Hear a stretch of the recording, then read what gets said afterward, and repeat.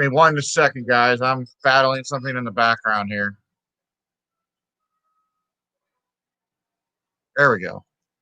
Hey, everyone. Welcome to Coaster Wars. I'm Chris. I'm back this week. We're doing an earlier show than we normally do.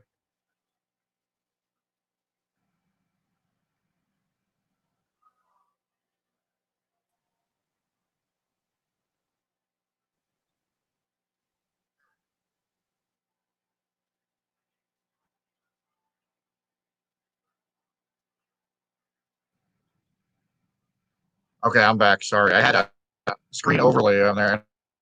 It's kind of messing everything up. Am I kind of fading in and out? Yeah, you're doing pretty good. He had a very small crackling, but I've seen worse. Okay. Let me turn on the light in here. Yeah, we're doing Battle of the CCI'S in Indiana. So Hoosier Hurricane, Cornball Express, Lost Coaster, Superstition Mountain. Then down in Holiday World, we have Raven and the Legend. So it's going to be a good discussion today. Welcome. Thank you for joining. Sorry, I kind of overlaid everything. So I had music playing in the background, overlaying with the stuff you guys were probably listening to, which was totally messing me up because I thought I had double sound coming out of it. It probably sounded fine on your guys' side, though. Let's see here. Give me 1 second here. I'm going to turn on the light in here because I think I'm running in a screen issue.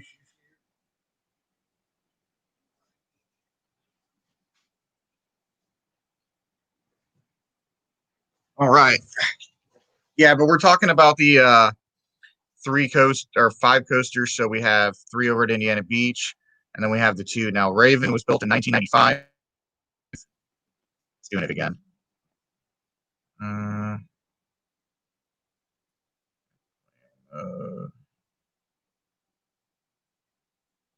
Let me make sure my settings are set so that's set to best performance. Okay, it's set to that. Why is it doing this? Okay. So yeah, we have the Raven that was built in 1995. I think it's more of a Spectrum issue. I don't know why Spectrum has issues with streaming, but 1985 Raven was built, and then before that in 1994 was Hoosier Hurricane. So it's like kind of like the Kosh family and the Spackman family were basically paying attention to each other. So you had Tom Spackman, who built the first wooden coaster in Indiana in 50 years. And then it's like, what was his name again? Will Cook. Or the Kosh. Is it Kosh or Kosh? Cook. I've heard both. What is it? Cook. Oh, it's Cook. Yeah. It doesn't look like that, though. That's what's weird. Well, it's a German name, I believe. Oh, okay. So if I mispronunciate that name, I apologize. Let's go with this quick banner here, and then we'll go ahead and go into this. So, yeah, 1994 Hoosier Hurricane was built at Indiana Beach. It was the first coaster in 50 years, and then the Raven was built the year after by the Koch family. Is that correct now? The Koch family? Cook, yeah. Okay. Okay. And obviously both of them were kind of built by a new manufacturer by the name of CCI that formed, I think it was remnants of the Din Corporation. And is that correct? Yes. Okay. And they took chances and they built affordable coasters for not compact parks, but smaller amusement parks that usually couldn't afford it. So, you know, the Hoosier Hurricane, then the Raven in 1995, which was met with more fandom than Hoosier Hurricane was. And then in 2000, we had the Legend, 2001 Cornball Express, 2002 Lost Coaster of Superstition Mountain. So it was kind of like, it was weird. It was like a 6-year or what, like, yeah, 6-year break for Indiana Beach or more than that. 5-year break for Holiday World. And then it was just like bam, bam, bam, bam, bam. So, yeah, it's good. Yeah. And then we all know that Lost Coaster was actually the last coaster built by CCI before they disbanded. I think they went bankrupt. I'm not 100% certain on it. There was a lot of breaking up again. Give me just a second. Okay. I apologize. These live streams are weird because let's say a bunch of people are accessing something, then all of a sudden, I don't know. I don't know the right time to do this because live streams take up a lot of bandwidth, especially if the upload rate's kind of. But anyways, so Lost Coaster was the last one. I'm gonna look up what the first one is, but right now we're just talking about the Indiana CCI. So we're gonna go to kind of like the different type of trains, the layouts. Obviously, Holiday World has promoted their roller coasters better with Hollywood Nights. I think what was it called before Hollywood Nights? It was called Stark Ribbon Mad. yeah, Stark Raven Mad. And then an incident happened there. They closed it down for a year and then reopened it as Hollywood Nights. But yeah, if you look at it, so Indiana Beach is really landlocked. So we're going to talk about a variety of different things. Holiday World obviously has a land, but what Holiday World did not have until Raven was built was a good coaster. So basically, people went there for the holiday aspect of it, but there was nothing to actually keep them there. This started kind of a revolution of them not only bringing more people in, but kind of transforming the park into what we know it as today. So the last 30 years for the park, or the last 20 years, I should say, 25 years. Yeah, the last 25 years are probably the years that have built it up the most. And actually the same for Indiana Beach. After they built Hoosier Hurricane, it was building nonstop. You had Hoosier Hurricane, and then you had Den of the Lost Thieves that opened up, and you had a bunch of variety of different rides. You had Frankenstein's Castle being remade. You had just a variety of different things happening in both parks. So it's like CCI, as much crap as everybody talks about them, they built some of the best wooden roller coasters that have stood the test of time. Now, I don't know if you're able to look up in your end what the first CCI was, but I believe the first CCI was built over in Europe. I could be wrong on that, but I believe it was. Let's look at the comments here before we start. Raven is better than Hoosier Hurricane. Sky Princess, first ever CCI built. Dutch Wonderland 1992. Do you want to join in, Jacob, through audio? You must be busy. So we have that. So like we think CCI is mainly the reason why both of these parks got to be known to what they are today. So let's go ahead and talk about the variety of different coasters. So Zach, what do you have to say about that as the intro before we start into kind of the what we consider some of the best of the both? Yeah, so I'd say Indiana, I think, probably has the most CCIs of any state with 5, and they're all really, really good. What type of food looking at? That's okay, but I mean, between Cornball Express, Lost Coaster, Raven, Legends, what more could you want out of a wooden coaster? It's tons of laterals if all of them, and then not to mention even some crazy airtime on Cornball Express. Yeah, most recently I actually noticed that there's airtime in the front seat and the very back. So that was kind of a new thing. Yes, Cornball Express, the front row is the best at airtime, and then back row is best for being looked around.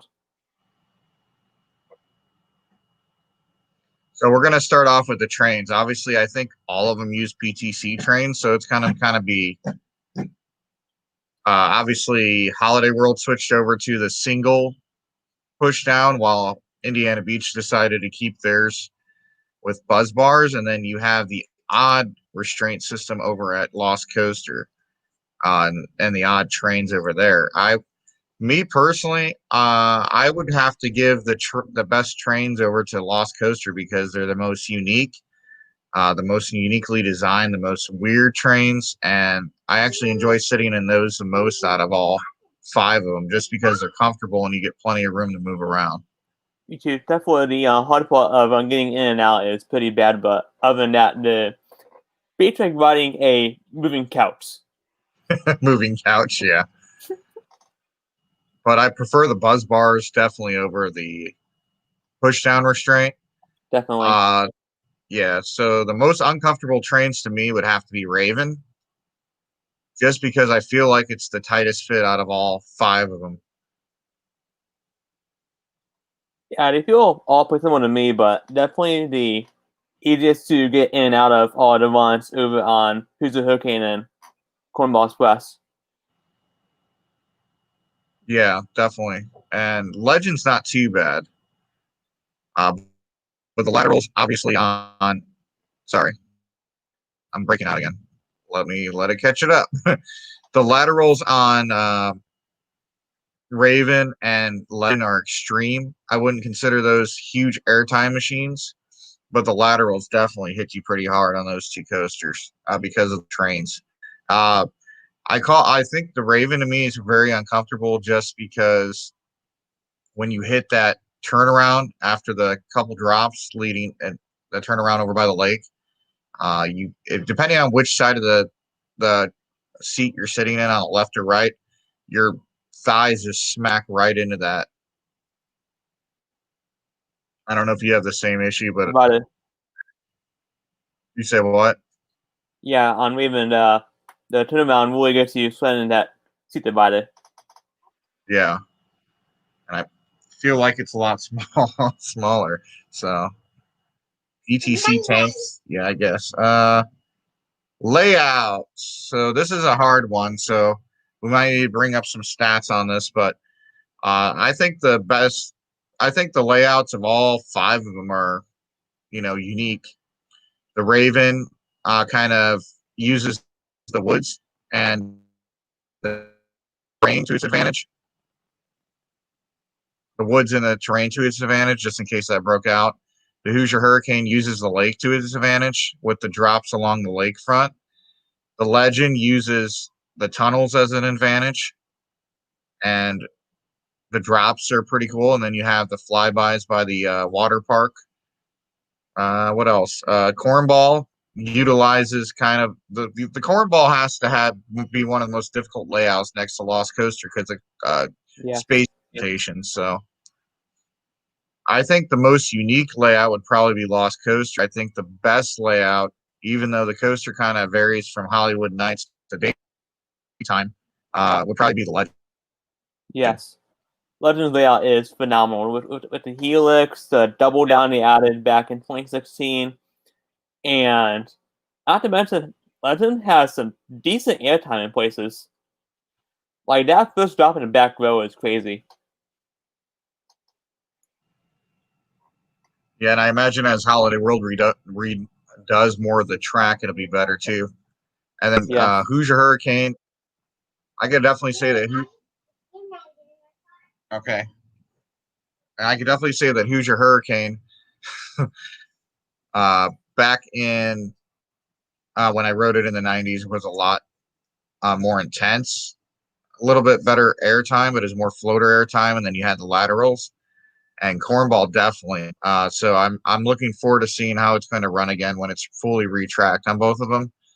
And then we all know that Lost Coaster was retracked a few years back, and that kind of helped it out a little bit. Legend wins the layout. According to Jacob on our team, he's not able to be with us right now on this show. But I think the best layout's Lost Coaster, just because they had to work with the weirdest type of thing ever given. And CCI could have turned around and said, hey, look, we're not going to touch it at all. You're going to have to go with somebody else. But instead of doing that, they came out with the model. And I have it. If you guys get a chance to go to our search bar and you're going to go to, you just type up the history of Lost Coaster Superstition Mountain, and it'll bring the whole video up that I was able to do. Thanks in part to Dave Wynn, who used to work at the park for the photos. But there's a model on there. Basically, CCI looked at it, did a walk around, and said, this is what we could do for you. And it was like that. And it has tighter turns than even mouse coasters do. That's why they had to specially design a certain car for it. They couldn't give it a regular train car. So, yes, but it used to be Superstition Mountain, which is an old electric rail ride. So to turn that into a roller coaster, we're not talking about Magstrom over at Disneyland, where it had a little more space and it was a ground up coaster. We're talking about something that used to be a slow drive-through attraction that broke down a lot. And instead of Indiana Beach tearing that attraction down, was like, hey, can you build this into a roller coaster? And that's what we had there. Holiday World has plenty of space, so the layouts are great. But the best use of layout to me is Lost Coaster, then probably Legend, Cornball, Raven, and then Hoosier Hurricane. Yes. I agree with that, guys. The Lost Coaster, it is freaking crazy what they put in there. If you ride any car ride Indiana Beach, you can really see how tight the turns are. They're freaking tight. That turn radius Yeah, they is are. tiny. I wish it would go back to when it first opened though, and I wish they would take out that solid trim before the fire in the hole effect, and just let it kind of wheeze through it kind of slowly and then drop. But I'm not Yeah. sure why they did it. I don't know if it was tearing on the track, but I remember you used to not crawl through that bottom section. It used to go through it pretty fast until the end. So I don't know. Parks kind of change everything, but yeah. So Yeah, because that final hole effect is only really good if you can see it. true, you can't see it if you're facing backwards. You could just hear the sound of it. Yeah, you got to turn around a bit, kind of do that. They have to see it. Okay, so then we have the designs. We kind of recently already talked about this, but the design of all five of them. So you have the Hoosier Hurricane, which basically was designed to be built on water, make use of the islands and the peninsula. Then you have the Raven, that was basically designed to go through the woods and give kind of a night effect, a better night coaster. Then you have Legend, which I'm trying to think. I'm trying to think what the purpose of that design was. I'm guessing to give extreme laterals and the feeling of basically an out of control ride. Yeah, I'll agree with that. And then you have Cornball, which was designed. I don't even know what the purpose of the design was. I know they ran out of space and had to use the structure of the Hoosier Hurricane, but that one was basically designed to be an airtime/lateral machine. But obviously, if it had like 800 more feet of track, it would probably be a top ranked wooden coaster for a lot of people. But because of the lack of length, I think that kind of cuts down the experience. Because at the end of the ride, you get those two extreme ejector airtime hills, and then you hit the brakes. If you could get that the whole ride, you're looking at a substantial top 10 wooden roller coaster there. And then you had Lost Coaster, which the design, obviously, I'm going with Lost Coaster on this one as well, because how the heck do you take a small little ride like that and create a wooden roller coaster out of it? I hope Indiana Beach never removes it. I know it's going to become difficult with getting parts for the elevator lift system, but I hope they find ways. I hope they find ways to figure out, even if they have to replace the full lift system with a more modern one, I hope they don't remove it. I'm fine with the other coasters if you want to do whatever you want to them, but unique coasters are hard to find when they're built. So really, wooden roller coasters are more easy to maintain, in my opinion, than steel, because steel you have to replace the whole structure. CCI kind of, and that's another thing. You have down at Holiday World, you have wooden support systems, and then over at Indiana Beach, you have kind of a steel frame with wooden track. So the support system at Indiana Beach is a little easier to maintain as long as they maintain the track. Holiday World's the one that has their work cut out for them with it being full wood supports and full wooden track. So yeah. You have anything to add on?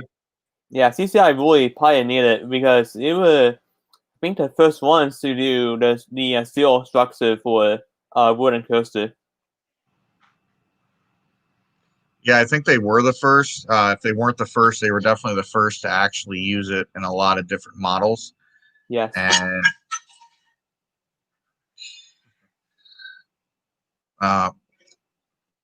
then obviously Lost Coaster is kind of just utilizing the existing structure and building a coaster inside of it.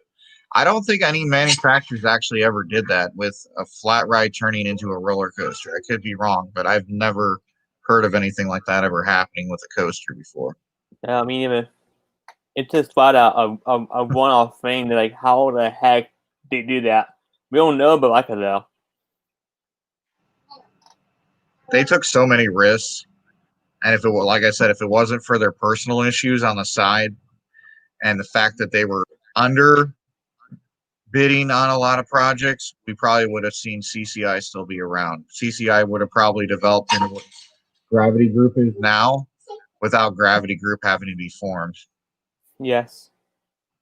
But the fortunate part is we have CCI, and then over on the other end, members of CCI went over and created Gravity Group. I just wish Gravity Group could start building long wooden roller coasters again, because that'd be amazing. I mean, like, they probably could if someone asked them to, but no one really wanting a large-scale wooden coaster like that for China.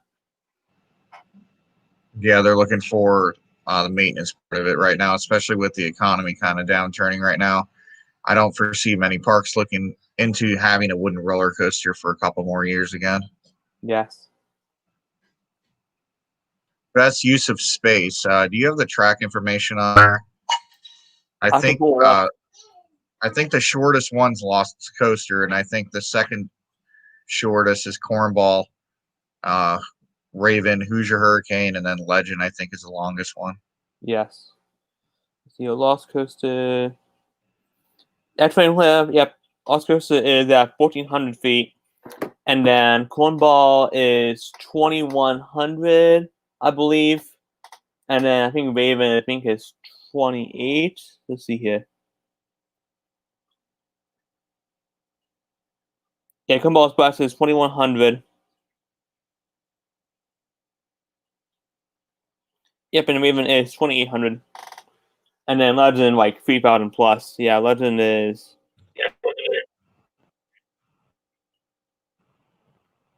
Legend is at 4,042. What are you doing? Play on that. Here. And then Hoosier Hurricane is at 20,991. So Hoosier Hurricane is 91 feet longer than Raven, and then Legend is this flat out the longest by over 1,000 feet. What's the shortest Lost Coaster? Yes. It doesn't feel short though. It's weird. Well, it's not really fast, which makes it feel longer. Oh, that's right. Yeah, because the top speed's 20 miles an hour. In Area 2, all that track length is basically all ride time because there is no actual, like, lift hill at the other lift, which is what, like 10 feet of track. Yeah. So it's just pure ride time too. Whereas Cornball's bus, Hoosier Hurricane, Legend, Raven had until it take up a few hundred feet of track. Yeah. I mean, I think they all use their space very well. What would you say the best use of space is, though? Probably Lost Coaster again? I would say either Cornball or Lost Coaster, one of those two.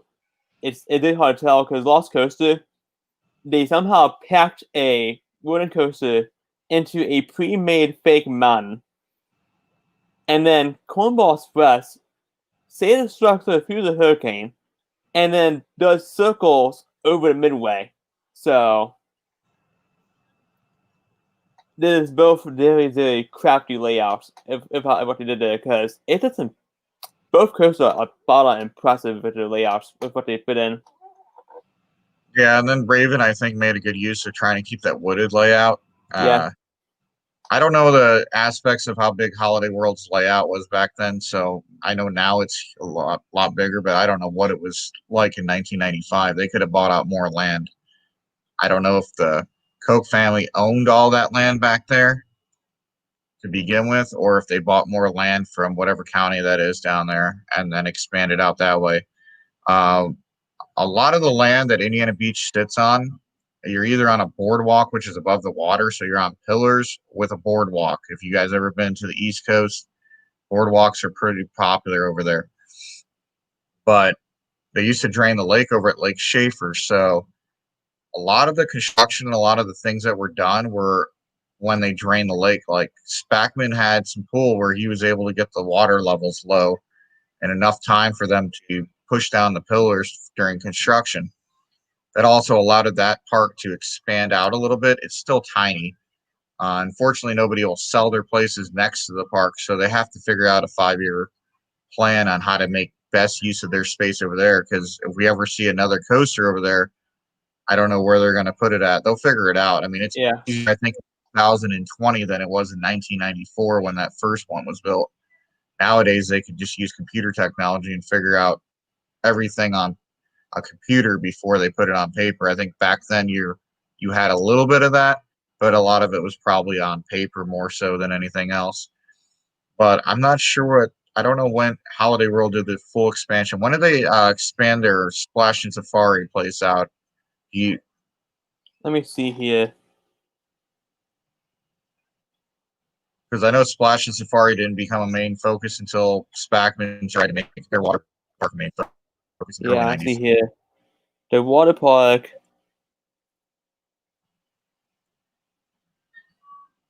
Yeah, the water park first opened in 1993, but then it really started taking off in around the early 2000s. Okay, yeah, because whenever they added those major water slides and the water coasters, that's when the park just took off and kept on moving. Yeah. And Yeah, like I see here, between 2002 and 2008, you had this thing going into every single year. yeah, which water park investments are always cheaper than amusement park investments. That's just not too much to. Besides the water pumps, I mean, the hardest part is the water pumps and pushing the water through. Other than that, you're not really powering anything besides reflushing out the water. So, let's see. No questions, or I'm pretty sure we'll get some of those later. So yeah, I mean, it's kind of this is probably one of the hardest discussions we've done because you're looking at two parks that know how to make use of their space. So yes, Six Flags needs to take note. First round.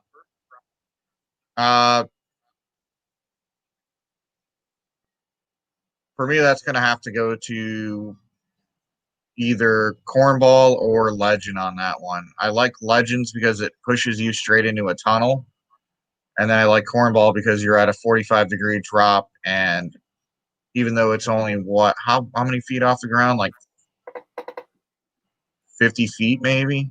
let me see here.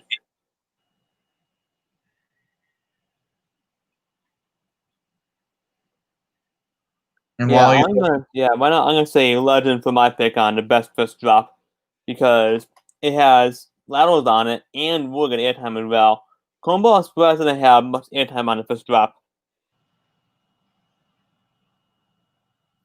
Yeah, the drop is 55 feet. 55 feet. Yep. And I think the top speed is only like 45, but it feels a lot faster. As you guys are looking at this bottom scroll thing, yes, we normally do this at 8 p.m. We decided to do it earlier today due to other just do it. We just did it earlier today because other teammates weren't able to make it today. And sorry we didn't have one last week. We kind of took a week off, but we're not going to be taking a break probably until December now. So, or the week of Thanksgiving, obviously. You can see that on the bottom here. If you guys have any ideas, submit up your ideas. You'll send it to MidwestCoasterFans@gmail.com. Also, we want to do a couple shout outs before we continue with the show since we're kind of in the middle of the show while we're talking about this subject. We want to send a special thanks out to the Niles Screen Park and Carol and her husband for inviting us out there. Also, I want to send a special thanks out to I think it's Coaster. Oh my God, I'm like having a brain fart now. Hold on. Jesus. I'll find it. He's the one who sent us the video up, so I was going to give him, or people are able to go ahead and check him out here.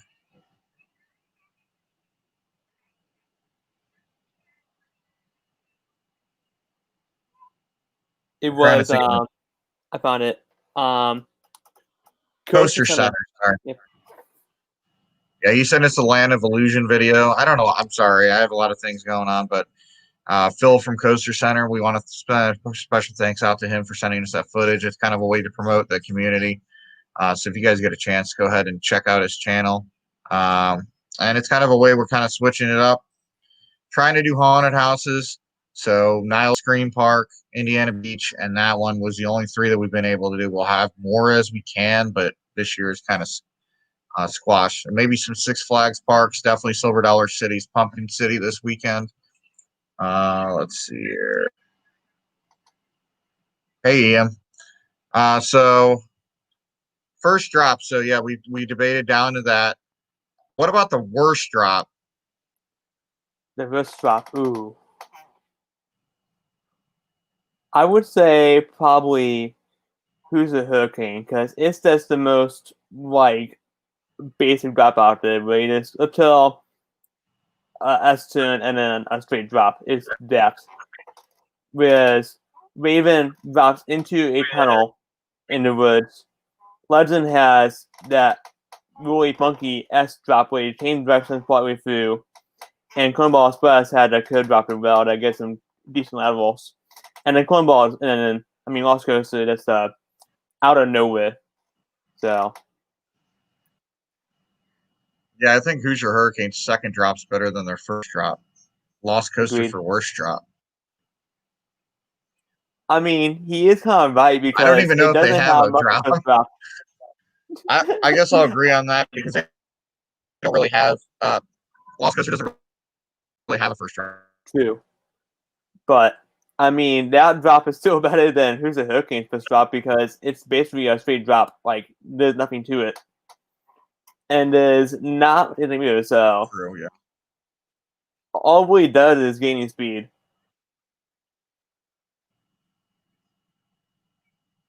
What about Elements? I'm gonna have to give that to Legend. Yeah, I say Legend on Cornball. Cornball because it has that what do you call it, a wave turn after that first drop that has airtime in the front row. I don't know how he got airtime on that turnaround, but he did. Who knows? But, CC. yeah, CCI. I don't know how, but he did it. But back at now. But Legend, yes, that first off, he had that incredible first drop in tunnel. Then he have a double helix. You have kind of like a unbanked, somewhat turned airtime hill, and then you have a double down, and then there's lots of really fun turns. So. Yeah, my opinion on Legend changed during Hollywood Nights. That's the smoothest I've ever had it run. So I would give it to Legend because of the tunnels, the laterals, and a little bit of airtime, not a lot. It wasn't built for airtime, it was built for laterals and speed. Cornball was probably built for airtime, and obviously it's CCI, so some laterals. Obviously on the helixes, you're going to get laterals on the banked helix, but you get ejector airtime, floater airtime, laterals. Lost Coaster's not built for the elements. It's more built for the layout and the uniqueness of it. Raven doesn't really have any elements besides the laterals and the pop of the ejector airtime on that one drop that it has midway through the coaster. And then Hoosier, the best element on the Hoosier Hurricane is probably the drop underneath the suspension bridge. And then the turnaround. And then I think on the way back, I think the coaster's better than the first half. Yeah. That's just my opinion. But actually, I do actually kind of like Hoosier Hurricanes on Double Up. That would be really fun once you get retracked and you get some better airtime on it. Yeah, it'd be interesting to see how that works in the off season. They have plenty of time, definitely. So that was the problem before. They were limited on space and stuff. So here. Yes. Yeah, so obviously it goes to legend on elements. Let us know what you think. If you're watching this later, then we'll be happy. If yours, okay. Uh, ride time. That's an easy one. Legend. Yes. But best ride time that you're getting pops the whole time. The Ravens pretty good at ensuring that there's no slowdown from start to finish. The Legend does the same thing. The Legend gets to a certain point where you're like, is this coaster still going? Because you hit the last tunnel and it's still going and it's still going. So definitely the ride time on that's definitely good. The ride times on all the other guys just seem too short, besides the Lost Coaster, but that's due to the 20-mile-an-hour speed. But yeah, Raven seems really short. Cornball seems really short. Hoosier seems really short. So those three coasters obviously were built to be compact. They weren't built to be long or have long ride time. I think they were I don't know how parks do things, but the shorter the ride time, the easier it is to push people through the line. So, but I think Indiana Beach is more due to space constraint. Holiday Worlds for their first coaster was probably budgeting until their budget got higher, and that's why the Legend finally uh, was built. So, yeah, money and space constraints. So I can't really fault Indiana Beach for that. And then I think the ride time for Cornball is fine. Like you said with Lost Coaster, how long is the ride time for Lost Coaster? Because that lift hill Ian, probably takes you would know, 30. right? I don't know. Ask Ian here. He would know.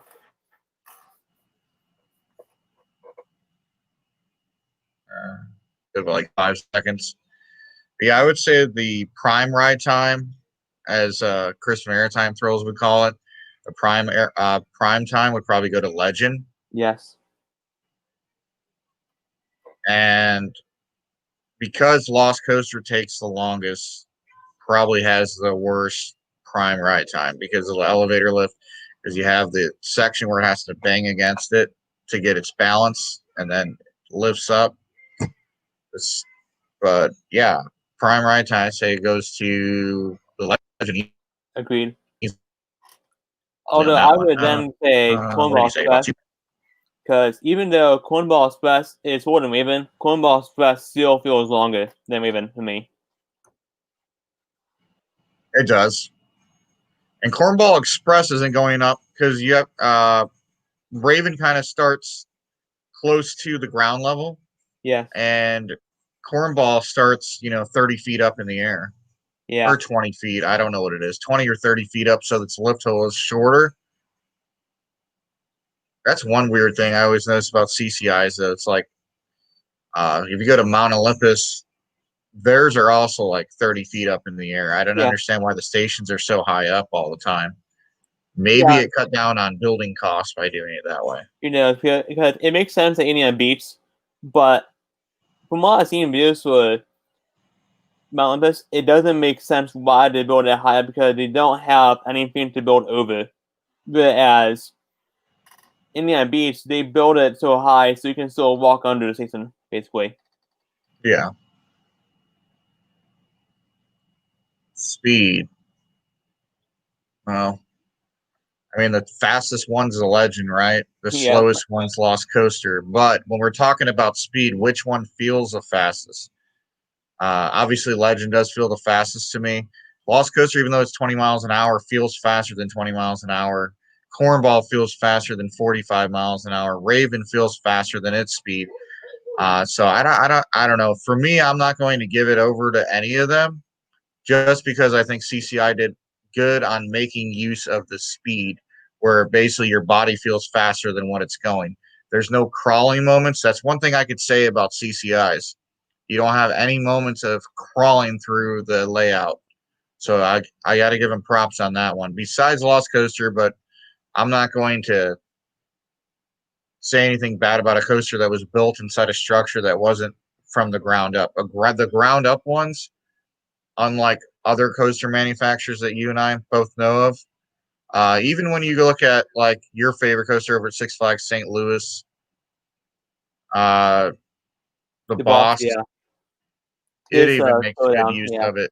That one doesn't even slow down. I've never been on a CCI yet that loses speed through the course. Now, obviously, Cornball has its moment when it's hitting that, whatever you want to call it, mid-course brake run or whatever, when it's going through the structure of the Hoosier Hurricane, but that's like second. I don't feel like it kind of.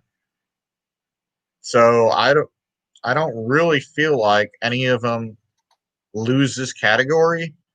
Legend's gonna have the top speed because it's the tallest, but you know what? Probably the worst would probably be Hoosier. Maybe it'll get better Yeah, when it gets retracked, but I think so.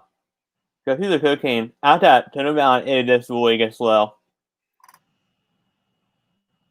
it does. But that could be due to, like you said, with the tracking. Maybe the retracking will speed it up, but they might Yeah. reprofile. I'm hoping, and I know he's listening, but I'm hoping that the company that's doing it, which I think will be Hazelwood Construction, hopefully instead of just retracking it, they also reprofile some parts of the coaster to make it faster, and that's okay too. Hoosier Hurricane isn't like Cornball Express Lost Coaster. People aren't going to get upset if you reprofile it and make it faster. People are instead going to be like, "Hey, good job," but there's certain Yes, Ian, coasters here's out that. there that people are fine when you reprofile it, like Gold Striker. He probably can't give Yeah. us any Yeah. hints, but if they reprofile Hoosier Hurricane, if they reprofile Hoosier Hurricane to make it a little faster and to speed it up, I think you're looking at people. I mean, my opinion changed during Hollywood Horror Night, whatever we call it, Halloween Horror. I just felt like Hoosier was running better than Cornball, which was kind of odd. Yeah. RMC, I'm agreeing because Cruise the Hurricane was actually running really good last weekend, and I actually got some airtime on it. Give it some. Not tons, but some.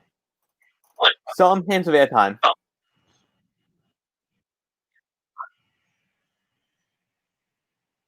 oh, you're fine. We don't want you telling us any hints. We want a surprise, maybe.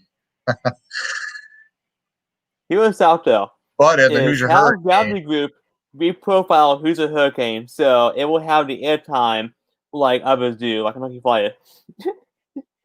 Probably want.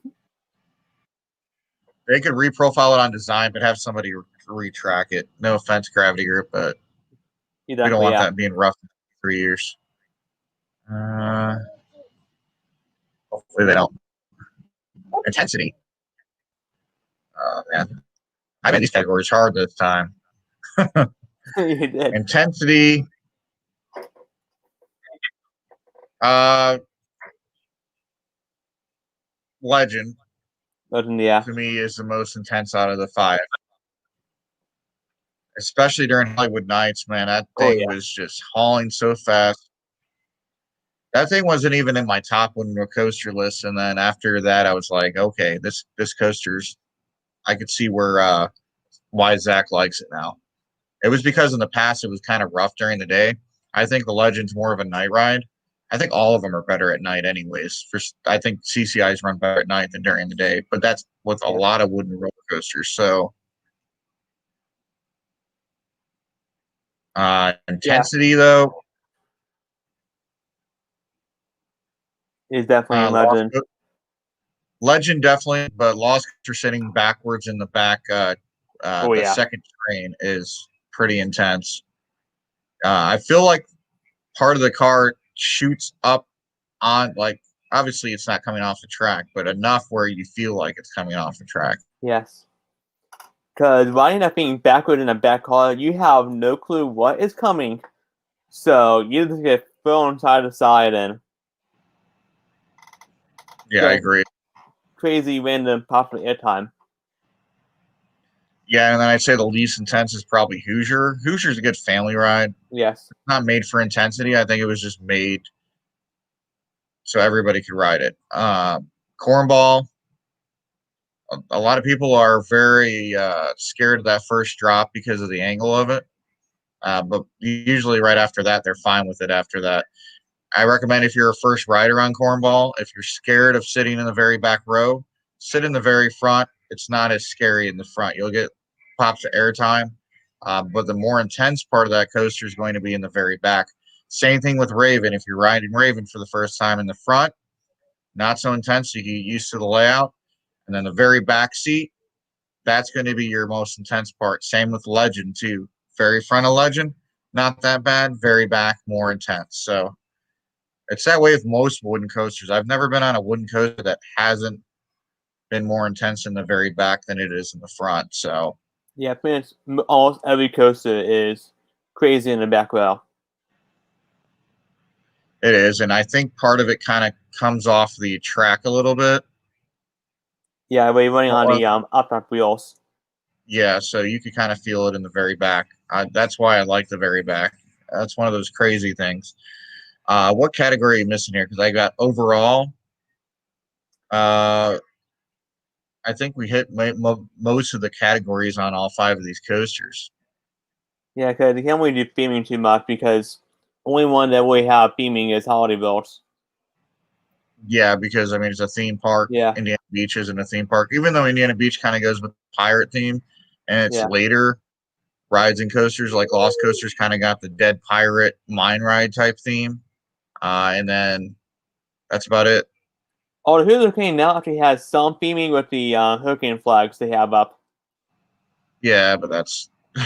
I think yeah, it just looks nice. So, let's see here. Maybe Smoothness. Oh, yeah, let's add that category on here. Smoothness. Yeah. I would go ahead and I would definitely give that to Legend because of Holiday Build and how I take the wooden coasters. But I need to give Indiana Beach a chance here with the new owner to really get them going good here. But even this year, it had a bit of a pothole going back to the mountain of the lake. Yeah, I noticed it in the wood line too. There's a spot in the wood line on the Raven before you hit that ejector airtime hill. Hoosier, not so much this year, but you still have that right before the turnaround. You have that little bumpiness over there. Yeah. I don't know if you noticed that. Understood too, but Cornball is kind of getting rough too. Yeah. But it isn't too bad though, because it had good padding, so it really helps out a lot. And I mean, Lost Coaster, the track's pretty smooth on it, so I don't really have any issues with the track on that one. So yeah, I would say Legend, but Legend has a couple spots that the crew needs to fix in the off season. I think still, once they fix that, you're looking at everybody's opinion of the Legend changing again. Yeah, but I think the intensity is running. Yeah, the way he does it back in is how crazy it runs. But yeah, Hollywood Nights. Go ahead. Yeah, I guess Legend is definitely running better than last year because last year Legend had that pothole after the second drop under the water slide. It had a little pothole, but that got fixed for this year and it's running phenomenal now. So, and then Lost Coaster is running pretty good. Who's a Hurricane? For how bad its track how bad the tracking is on it, it actually is not bad at all. So no, it's not, and it's also 25 years old or 26 this year. And anyway, too, like yeah. So, I'm sorry, I don't have anything else to say on that. I'm gonna say who's a Hurricane? I think part of the two mainly straight track on it. Being rougher doesn't really hurt it too bad because you're not turning as much.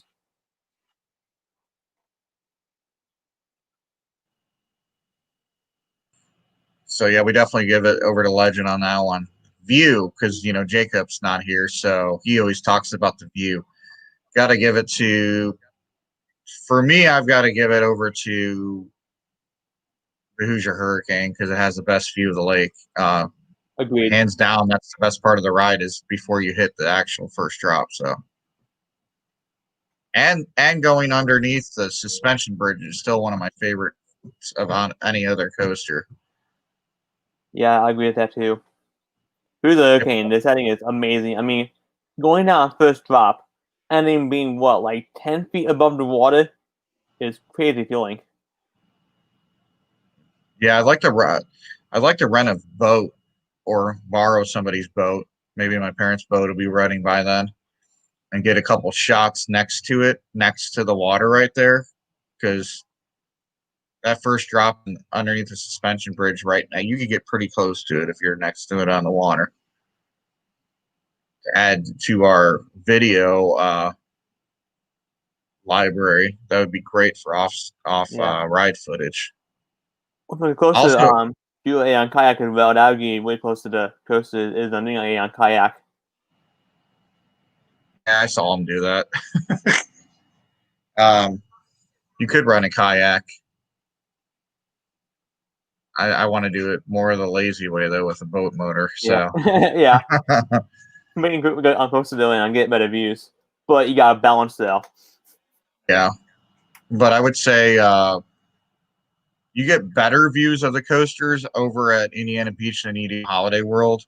So, like, if you want a great view of Lost Coaster and Hoosier Hurricane, probably not the Cornball over there, but their antique auto ride goes right next to Lost Coaster, where you could literally get close-up views of the coaster going by you, and you get close-ups of it dropping down in that final first floor before heading back up.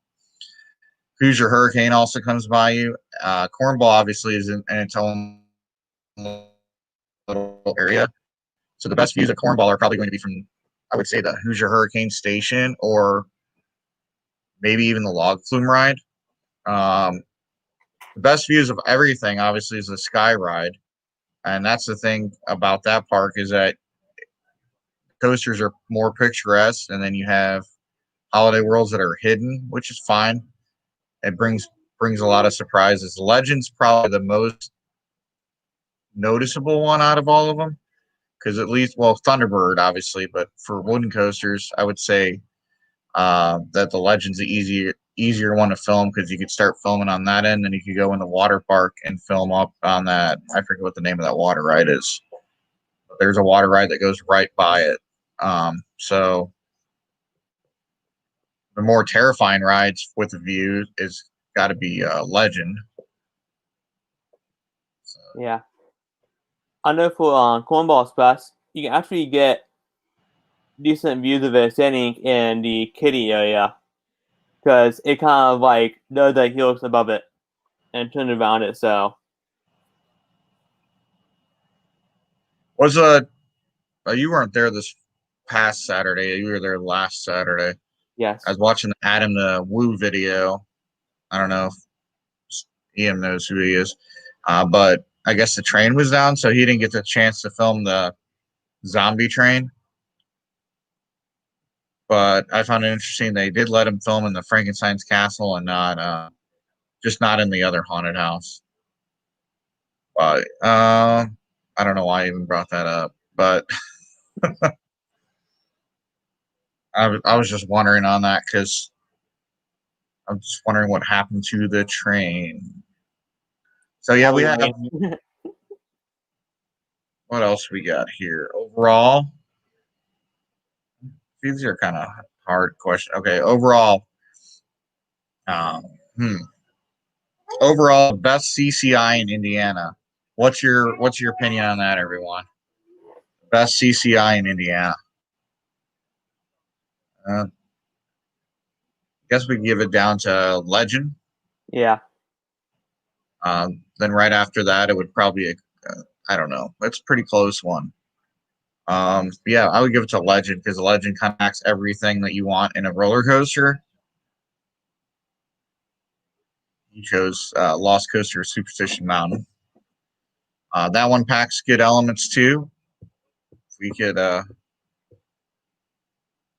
that's one thing we didn't talk about is like I guess we're not going to talk about but operations.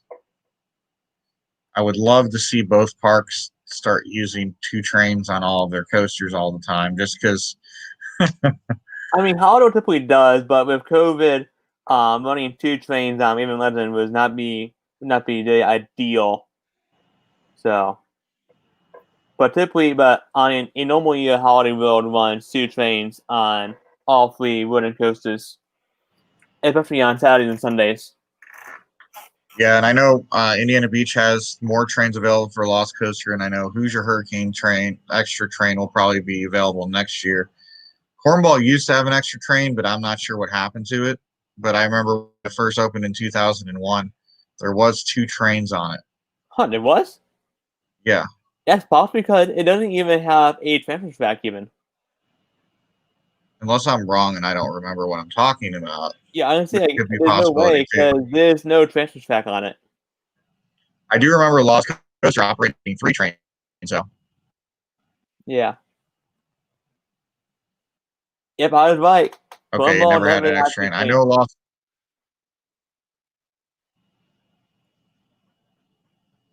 But Lost Coaster did have 3 trains, if I remember correctly. Yeah, I think so. They're going to have 2 operating. I know Hoosier Hurricane definitely had 2 trains. I guess Cornball wouldn't make sense because it's a 45-second ride. So by the time you don't really need it on Cornball because you could still push the line fast with only 1 train operation. Same thing with Yeah. Raven, but I know Raven has 2 of them. Yes. Legend has 3, doesn't it? No, it's 2. 2, and then we know Voyage has 3. No, it had 3, not anymore though. Only 2 now. Oh, because of the whole problem. Yeah. Yeah, train shuffling and then yeah.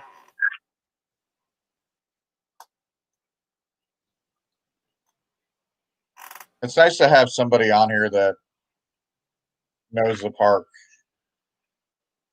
Uh, obviously, Holiday World. Ian obviously knows his park, so that's positive on that. Yeah. Yeah.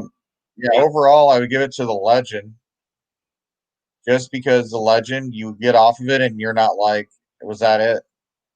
But all of them are re-rideable. Yes. I would say the easiest to re-ride would be Lost Coaster, just because it's easy to hop off of it, unless you ride backwards. But if you ride frontwards, it's not as bad. Yeah. Sorry, my thing. If you don't ride backwards and you ride front ones, it's the horn for you, the little train element. Yeah, that's a really I'm cool trying to scare think. element of it. It is, and I think that's part of the original attraction when Superstition Mountain was open. Yeah. I think they kept some elements of that ride. Actually, I want to say that was actually in Mystery Mansion. So I don't know if they had it kind of stored away somewhere. But I remember riding Mystery Mansion at Indiana Beach when I was younger, when it was pitch black in there and scary. And towards the end of the ride, I think it had that element. So I don't know if they reused it. If anybody on here is like an Indiana Beach history buff, did they reuse the semi that used to be at the end of it and reuse that horn effect on Lost Coaster? Because I remember I was already terrified because Mystery Mansion was terrifying. Uh, I'm wondering what's going to happen to it in the future. But Sally Rides is still around, so pretty sure they would. Uh, I guess if you could stick with the pirate theme. I wonder how the pirate theme got started at Indiana Beach. I'm still trying to figure that one out. I don't know about it though. It's nice, but also too Lost Coaster. I believe. Yeah, I'm guessing, but on the other little cutout, and he had a skeleton guy in that minecart. I'm wondering if that minecart was actually a old ride vehicle from the Dark Ride that was there.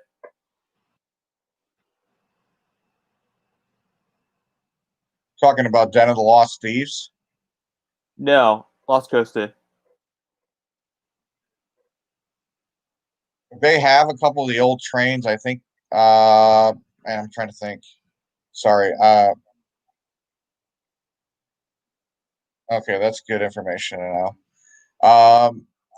Well, you were just saying that the original train on Lost Coaster, or not Lost, the original train on Superstition Mountain, they do have a couple of them still left, and I think they use them for Halloween Horror. I will have to go. You know what I'm going to do next time I'm at Indiana Beach? I think I'm going to be there the 20, not this weekend, but next weekend. I think I'm going to go back there again. I'm going to do like, what do they call those things? Uh, I don't know. What do you call them? But I'm going to go around and look for like old like artifacts of different rides because I know they're the Yeah. Galaxy trains there. And I know that the Superstition Mountain train's there too, because I remember seeing it there. I think it has like a skeleton on top of it with like an old hard hat Yeah, with a I'm saying, light yeah. on it. Yeah, that's on Lost Coaster. It's in the mountain. You can see it going up the elevator lift when it's facing forward. Oh yeah, And you're right. yeah, I'm guessing that could be an old ride vehicle because it has a seat in it and it has a number on it, which kind of gives me to guess that it's probably an old dark ride vehicle from the first dark ride that was in that mountain. Yeah, and the reason why they changed it around, which was, and we're kind of getting into history of things, which I'm excited about bringing back that series again because I like doing research. So Zach's pretty big on it too. So me and him together should be able to grab up some good information for you guys on it. And but yeah, Lost Coaster, interesting concept of a ride, was actually designed after a mountain out west, and I could go into whole details on this, but it's interesting on different concepts of different rides. So I like the fact we have owners again that are interested in their park because you know when you have an older, a guy that's been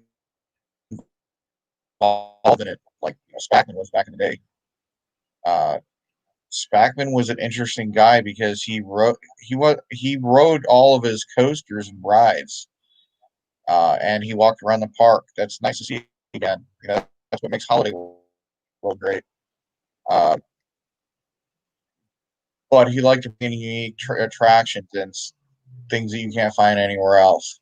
I Yes. mean, Frankenstein's Castle, for example. We're getting kind of into the end of the show, so I'm kind of allowed. That's my daughter right there. Hi. Kind of getting into the end of the show.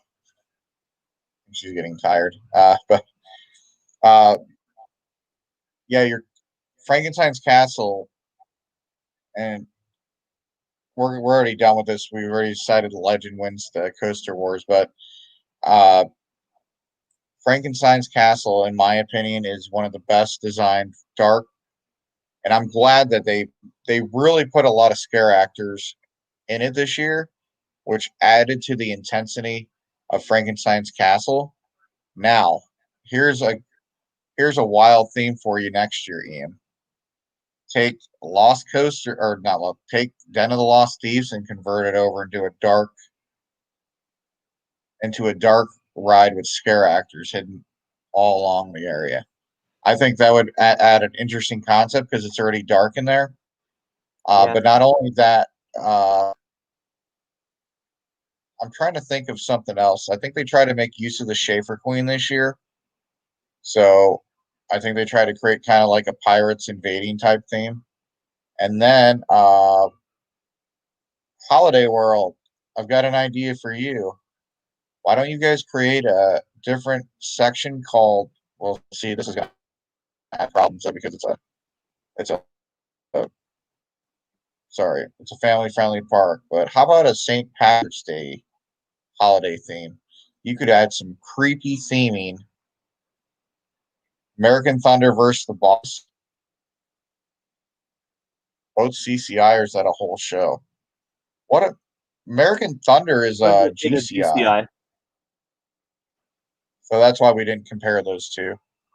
We're trying to keep these kind of the same. So we're trying to keep the Coaster Wars kind of the same. So next week's show is going to be Outlaw Run versus Goliath at Six Flags Great America. The reason why we chose those two, they both utilize a compact layout with the RMC topper track. We originally were going to do Storm Chaser versus Goliath, but the problem is Storm Chaser has an iBox track system, whereas I think she's ready for a nap.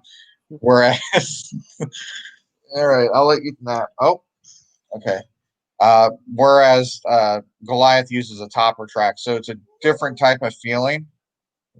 You're fine. It's a different type of feeling. Zach would agree on that. Yes. I'm working on my own special project regarding Mountain right now. Okay. I would tell you, he's talking about Superstition Mountain. But think about it. If Holiday World was to create a St. Patrick's Day theme, obviously without the alcohol involved, you could have like a creepy leprechaun ride. You could have all sorts of creepy things involved in it. And it would add to the Halloween area kind of. But I don't think they have the room or expansion for that by the end of the year. Yeah, I mean, I believe the Hollywood has more land they can work with, but they haven't, used it yet. Yeah, I know it's kind of a hard thing. I'm just looking at ideas. Like, can you imagine instead of Turkey, what is it? Turkey, not Turkey World. What is it called? Gobbler Getaway. Can you imagine if Gobbler Getaway was a dark ride and a type of St. Patrick's Day theme or a leprechaun theme? I know it's not family friendly, but I think it'd be kind of cool. No other park does anything like that with the creepy leprechauns. I'm trying to think if we need to add anything else. What was your overall opinion? You need to go to Halloween Horror last year at Indiana Beach, or No, I want to, but that never happened. okay. So obviously, next year is going to be bigger and better. And you know what I liked a lot was the fact that they expanded a lot on Nightmare on Schaefer Drive this year. I noticed that the effects were like on point. I'm interested to see how it's going to compare to like other haunted houses, but I feel like that's like a top-notch haunted house, like for a Yeah, park, it a was family so park. good. It was long and well done. Yeah, because you have some of them when you go to parks that are kind of like kooky. Like, in my opinion, Cedar Fair doesn't really have the creepiness involved in it. So Nightmare on Schaefer Drive is kind of like the teenager and up kind of crowd that should go in there, but they allow kids to go in there. And I think the funny part about it is that, well, I saw Ian playing down at Frankenstein's Castle. Sorry, I'm freaking out again. Down at Frankenstein's Castle, I think he was playing in the dungeon, but there was a kid that was playing a spider at one portion of the Nightmare on Schaefer Drive, and it creeped me out because like out of nowhere, I'm walking down and this kid's like walk. I don't know. It was just creepy to me, and I was like, "Get out of here, kid!" Like, and then you go into this one room that's filled with dolls. I'm not going to give it away, but that room creeped me out. And then the next room over, I think, was like a witch themed room that had like the like Satan signs all over and stuff. I'm not a big fan of those type of rooms, but they did a really good job scare acting, and I think now there's more scare actors than when I went opening weekend. So now there's more scare actors. So I imagine the intensity is even going to even be higher all the way leading up to Halloween. But Yes. I really enjoyed that. Yeah. I think the biggest mistake Holiday World made, I know it's due to staffing issues, is not having any Halloween events, because I feel like this would have been a good year to have it. Yeah, I agree, but I mean, it is what it is. The open only, so And in case many of you guys didn't know, we're going to have like a news show portion.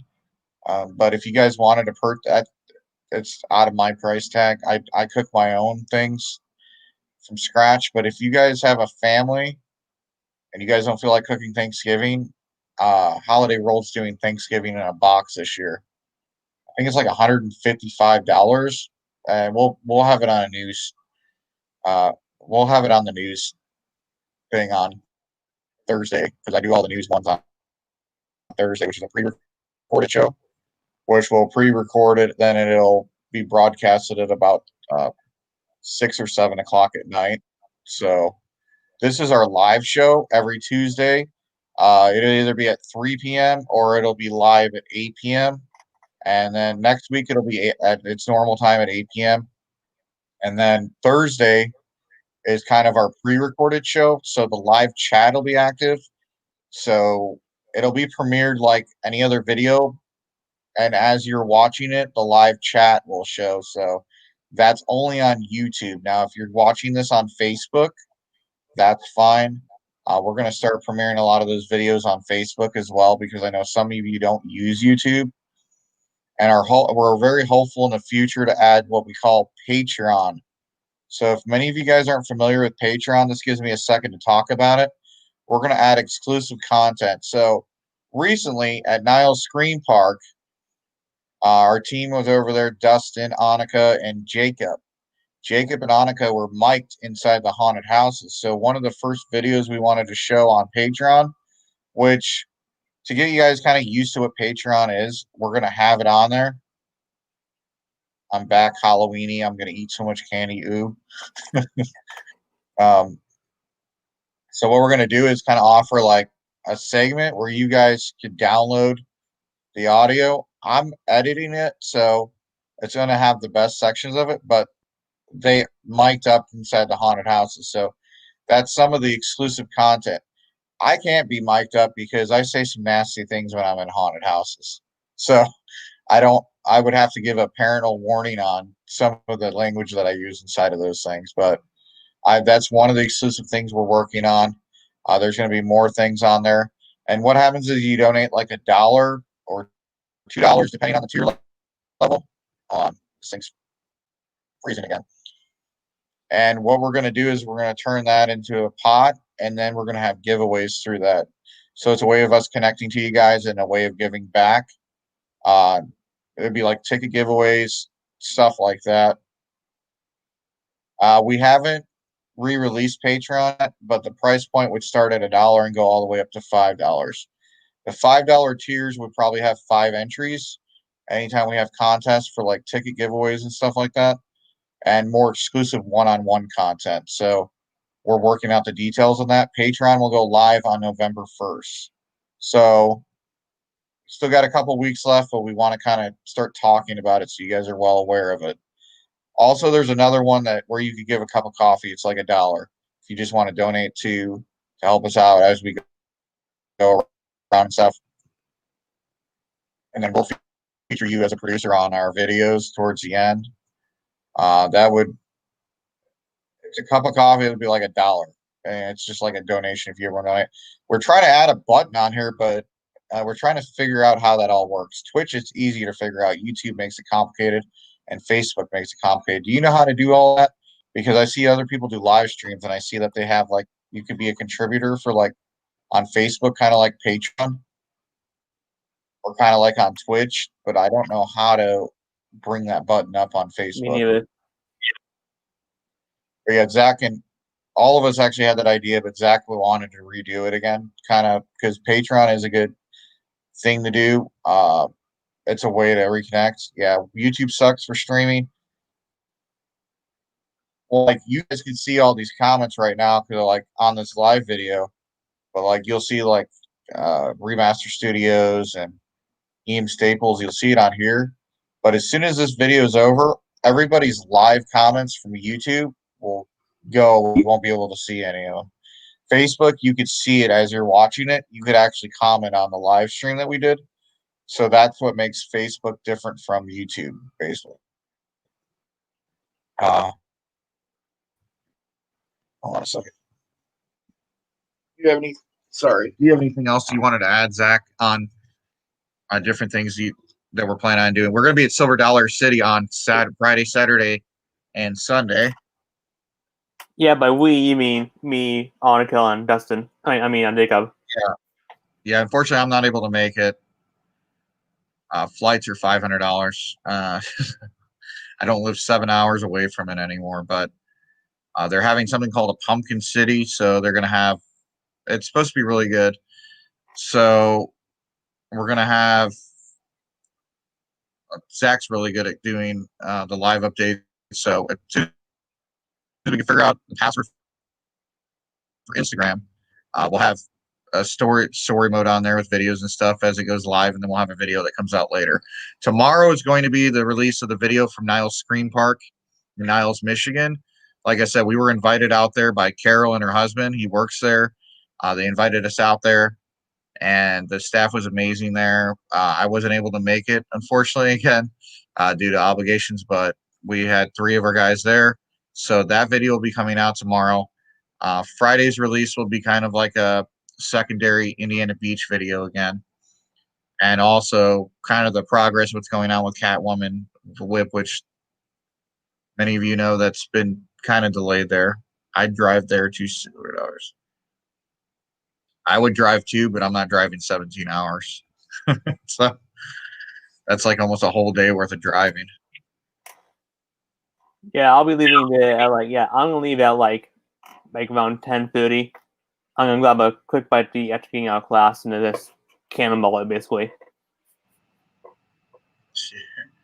I'm going to do a quick shout out here, Zach, because you've been mentioning Twitter. So for those of you who decided to stick through us this long, let me go ahead and scroll down here. So I'm going to create a banner here. You're going to follow us at our handle at Midwest Coasters on Twitter. There's the handle for it. If you guys could help us, so we want to get to 200 followers on Twitter. We're almost at 100 now.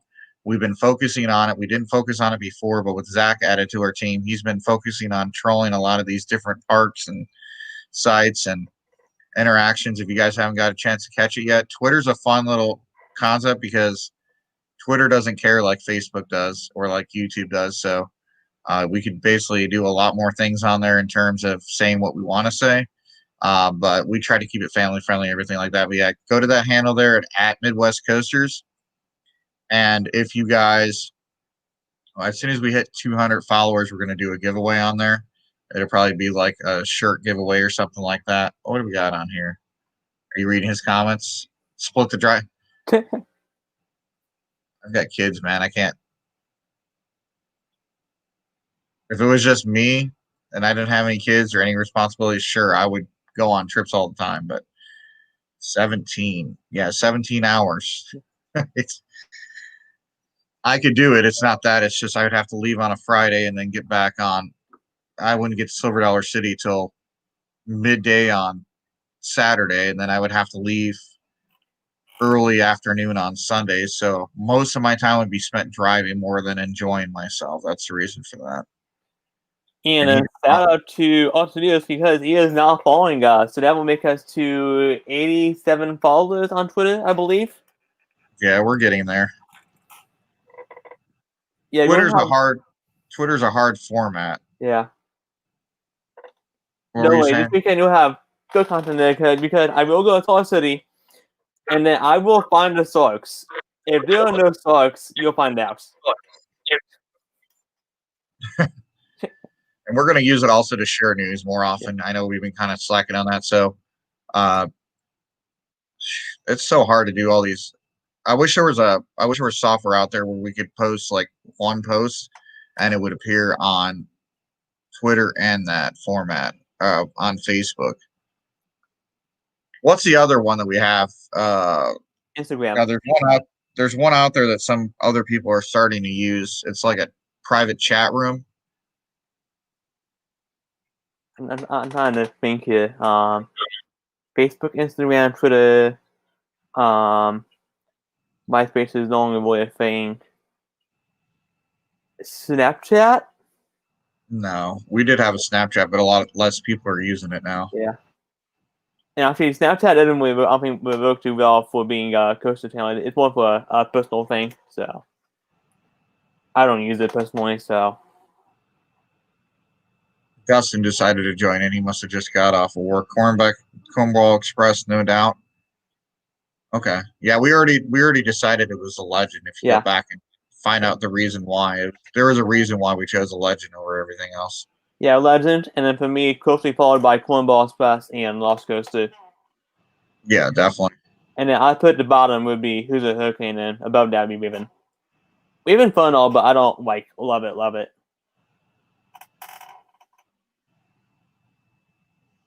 But yeah, you see that handle right there, and then down here, if you guys have a screen park or haunted house, like one friend was able to do with the Land of Illusion video, Phil from Coaster Center, he donated. But yeah, if you guys are out there, you guys have any idea, but if you guys know somebody, if you guys want us to cover your screen park, we've already covered Niles, Land of Illusion.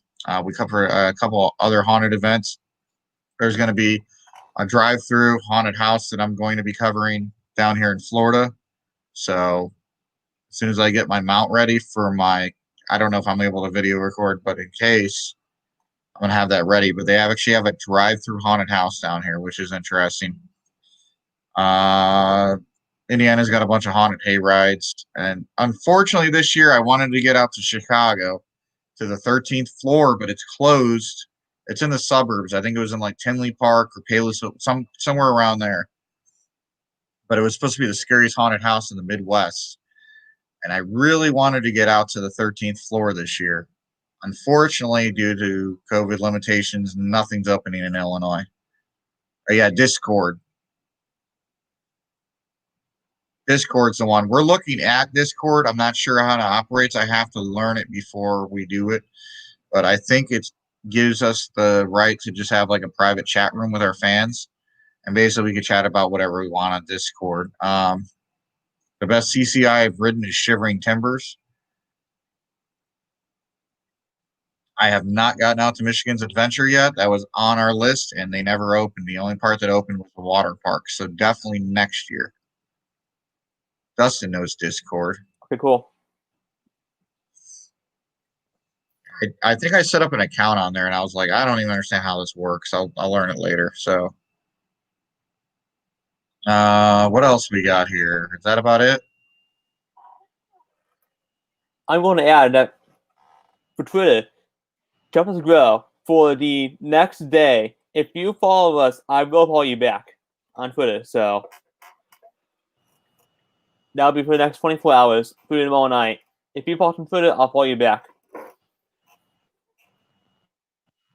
Same thing goes with Instagram. We try to follow everybody back that follows us. I kind of learned that from a couple of people in the industry that were kind of like, they're very supportive of the coaster community, kind of like we are. Because you have some people out there that'll open up accounts, they don't follow the people back. But for the rules of Twitter and Instagram have always been, if somebody follows you, you're supposed to follow. But whatever. I don't know. I used to be really good with Twitter back in the day, and then kind of fell off of it. Used to run something called Indie Brews, where I used to cover craft beer all around Indiana. And haunted jail in Fort Wayne is the scariest. Okay. Maybe we'll get out there. But yeah,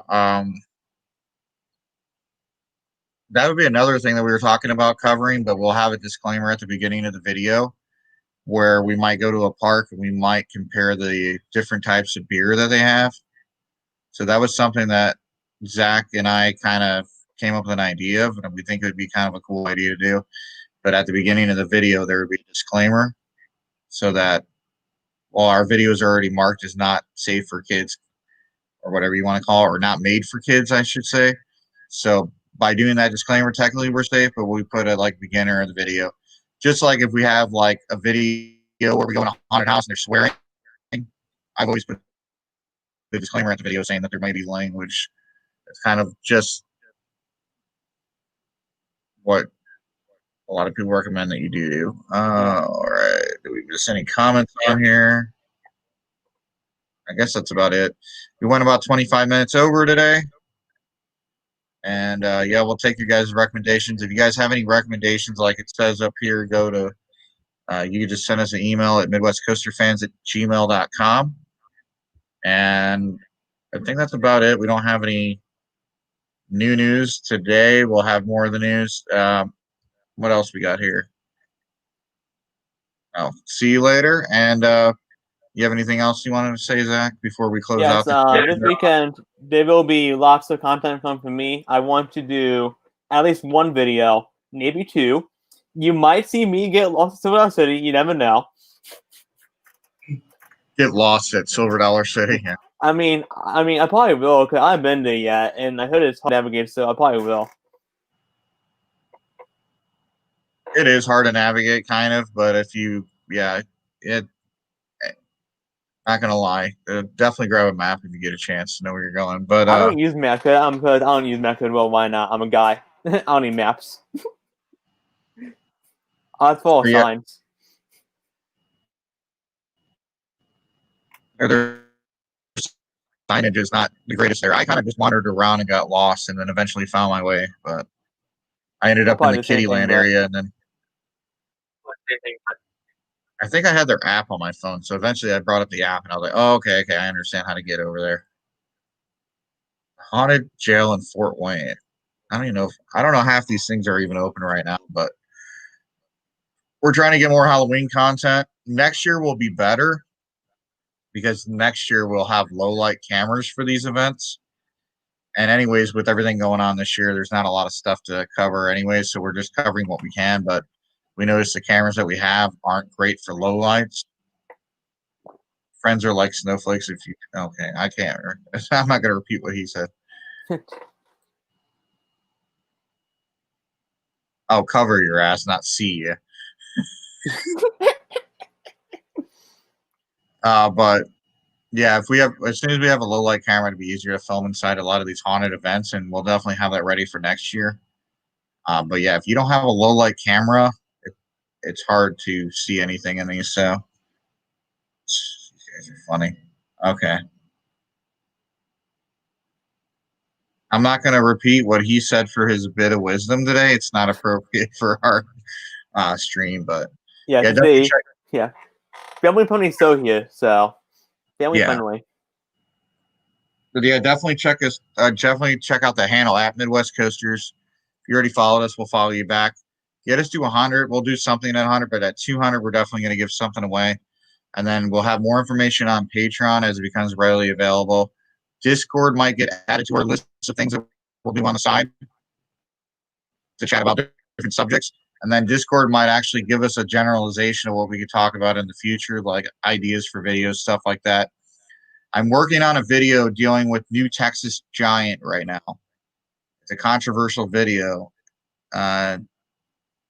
I'm going off of facts and everything else. So if the parks get mad because I'm posting this, and if RMC gets mad because I'm posting this, it's all the facts that came out, the investigation report that came out. Many of you guys didn't know, when New Texas Giant first opened, who was it that built the trains? Where wasn't it? Gerschlager. So Gerschlager built the trains for it. There was I'm not going to get into full details on it, but there was a lady that fell from the actual coaster when it did an invert. Actually, New Texas Giant, did it have an inversion on it? No. Still trying to figure out how she fell out of the coaster. But basically, she fell out of the coaster and ended up dying later on. That led RMC to develop their own type of train and restraint systems. Before then, they were trying to go with those trains. Didn't work out. That's how we ended up with the RMC train. So it's going to be a good documentary to cover that. It's kind of going over the history of New Texas Giant. So we hope you guys enjoy it. New Texas Giant, the first RMC coaster. The Good, the Bad, and the Ugly is going to be the title of it. I'm working on it. It'll be released next week. It's a very in-depth documentary. Well, short documentary. It'll probably be around 15 to 20 minutes long. So bringing back this series. So if you guys have any ideas on types of coaster series you want us to do, send us an email, send us a private message, send us a message on Twitter. We don't care, and give us ideas. We'll give you a shout out during the video for your idea. Any ideas you guys have, we'll give you a shout out during the videos on it. We'll give you your handle, your name, Thanks for the idea. But yeah, we need some more ideas. So New Texas Giant. So it's gonna. I already told you the title of it. New Texas Giant, the first RMC, the good, bad, and the ugly. It's going to be a really good, in-depth documentary. Not as in-depth as the bat. That one took forever to do. But by the way, I'll do it. I'll tell you offline. But all right, guys, stay tuned. On Thursday we'll have the news video segments, and next Tuesday we'll have Goliath at Six Flags Great America versus Outlaw One. One at Silver Dollar City. It's going to be a great, informative one. It's going to be premiering at 8 p.m. next week on Tuesday. And we hope you enjoyed our show this week. It went a little over time, but that's fine. If you guys have any questions, concerns, or anything, please hit us up on all of our things on Facebook, Instagram, Twitter, and or you can email us at the same. And until next time, this is Chris and Zach signing off for Midwest Coaster fans.